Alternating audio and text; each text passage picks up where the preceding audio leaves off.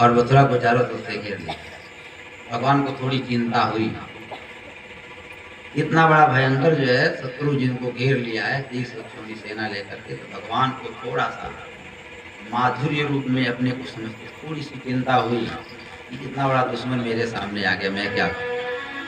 कोई ही व्यक्ति जब अपने अस्तित्व को नहीं समझता, ध्यान दीजिएगा, भगवान भी अगर माधुर्य में आ जाते हैं, अपने अस्तित्व को अगर थोड़ा सा हट करके और साधारण मानव जैसा अगर समझने लगते हैं तो वो भी डरने लगते हैं, वो भी घबरा जाते हैं।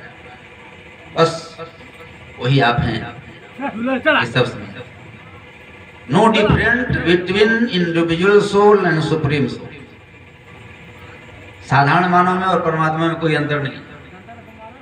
आप ही परमात्मा बन सकते हैं। अब बनेंगे, भगवान को थोड़ा दुख चिंता जरूर हुई कि इतना बड़ा फौज लेकर के और दुश्मन मेरे सामने आकर खड़ा है तो मैं क्या करूं, थोड़ी चिंता जरूर होती है। चिंतयामास भगवान हरि कारण मानुषः। सुखदेव जी कहते हैं कि किस कारण से उनको चिंता हुई, क्योंकि अपने को मानुष समझ रहे हैं, मानव समझ रहे हैं, माया मनुष्य। लेकिन जैसे ही देश कालान गुणम स्व अवतार प्रयोजनम, जैसे अपने स्वरूप का चिंतन करते हैं, केवल इस पर अगर उदाहरण दिया जाए तो तमाम प्रमाण आ सकते हैं, लेकिन प्रमाण न देते हुए आगे बढ़ना।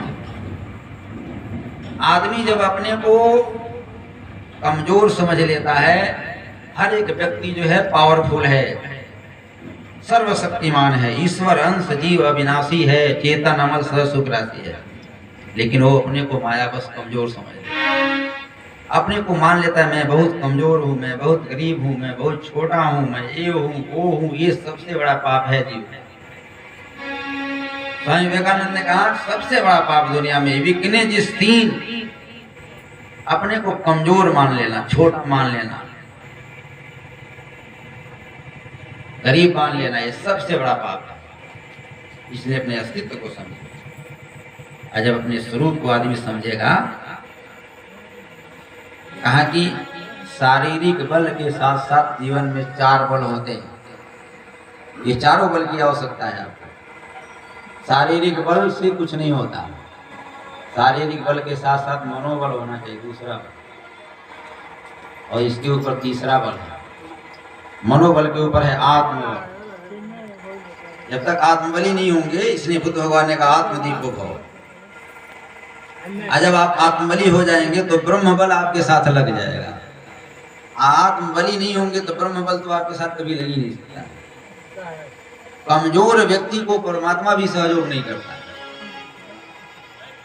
संघ के गुरु जी थे, दूसरे संचालक को एक कथा कहा करते थे। एक मेमना का बच्चा, मेमना समझ रहे हैं ना, भेड़ी का बच्चा, वो रोवत ब्रह्मा जी के लग गए। आजा के कहलस हमके यही नहीं थी, पटक के काट देता, खा देता था, हमका रक्षा करी। कहले भागे जल्दी, हमारियो मन करता तो पटक के काटे। कहने का मतलब कमजोर आदमी का कोई साथ नहीं।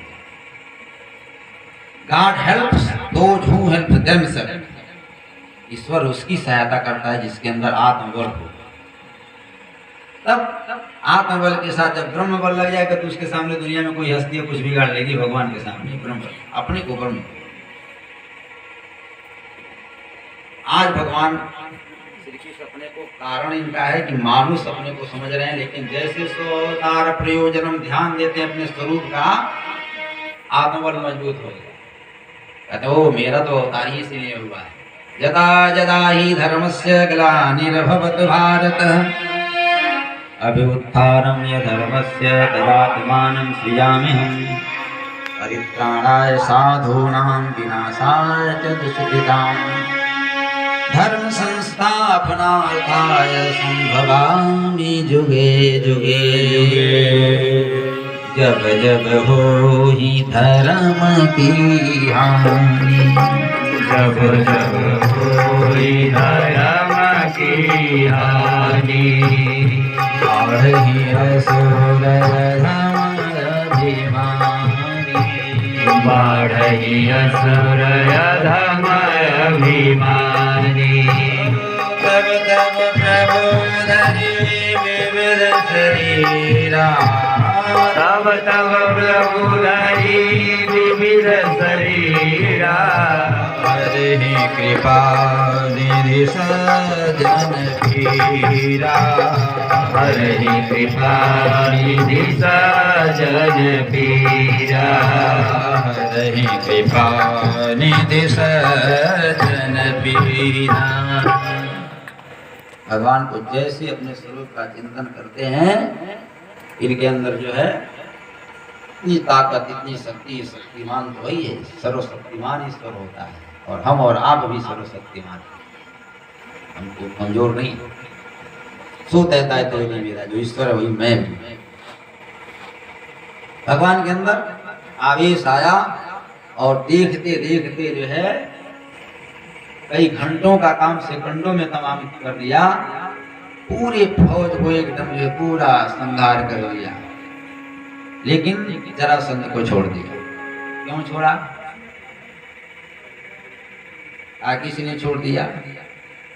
ऋषि जी पूछते हैं कि जरासंध ही सबसे बलवान था तो उसको मारना चाहिए, तो उसको मारने से क्या, उसको क्यों छोड़ दिया? इसने छोड़ दिया।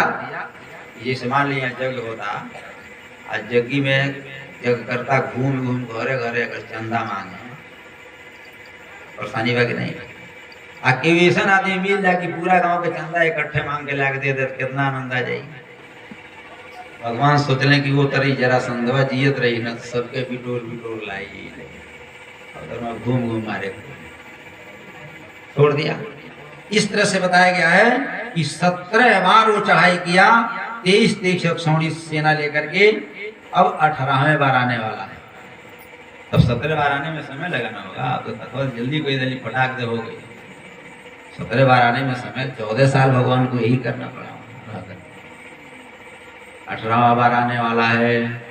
तब तक नारद जी जा करके काल जवन 1 लाख मलिक सेना के साथ हो रखा था, और गर्ग ऋषि की सेवा करके और आशीर्वाद मांग लिया था। पूरी पृथ्वी पर जदुवंशी ही जो है बलवान थे उस समय, तो जदुवंशियों से कहा कि हमको जदुवंशियों का कोई भय नहीं होना चाहिए, दूसरा कोई हमारा क्या करेगा? काल जदुवंशी इतना प्रबल हो गए थे कि पृथ्वी पर रहने वाले लोगों की क्या औकात है, देवता भी थर्राने लगे थे, देवता भी थर्राने थे। तो कहा कि केवल जदुवंशियों से हमें भय नहीं होना चाहिए।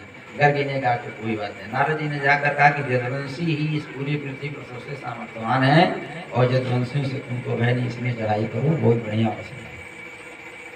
काल जवन भी 1 लाख मलिक्षों को लेकर के चढ़ाई कर दिया, और तब तक उसकी भी चिट्ठी 18वां बार आ गई कि कल मैं भी आ रहा हूँ। भगवान सोचने लगे कि एक के बार 2 दुश्मन से लड़ना थोड़ा ठीक नहीं रहेगा, इस दुश्मन को मैं कैसे समाप्त कर दूं, और काल जवन हम जदुवंशियों से मरेगा। इसलिए भगवान ने उपाय लगाया।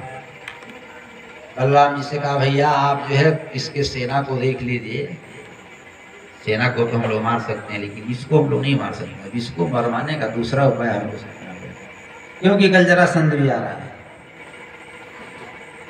ऐसे काल जवन आया, भगवान उसके सामने से ऐसे निकलते हैं, बड़े जोर से भगते हैं और ललकारता है, अरे छलिया कायर, मेरे सामने से कहाँ भग रहा है? आओ सामने, आमने सामने आकर युद्ध करो हमसे। भगवान कुछ बोलते नहीं, भगते चले जा रहे। इसलिए भगवान का एक नाम रणछोड़ भी है। बड़े कलाकार हैं भगवान से। और राम जी जब युद्ध में जाते हैं ना, रिपुनल रही न जिनके पीठी, कितना बड़ा दुश्मनों के, लेकिन वो एकदम सीना तान के खड़े रहते हैं, आना होता हो। लेकिन भगवान कहीं कहीं भग भी, कृष्ण भगवान कहीं कहीं रण छोड़कर भग भी जाते, इसलिए इनका नाम पड़ गया। बोलिए रणछोड़ भगवान की जय। रणछोड़ नाम पड़ गया, रणछोड़ भगवान। भगते भगते गए, बलराम जी ने इसके पूरे सेना को संहार कर दिया, लेकिन ये भगते भगते गए, गुफा में प्रवेश कर गए, और गुफा में एक आदमी सोया हुआ था। अब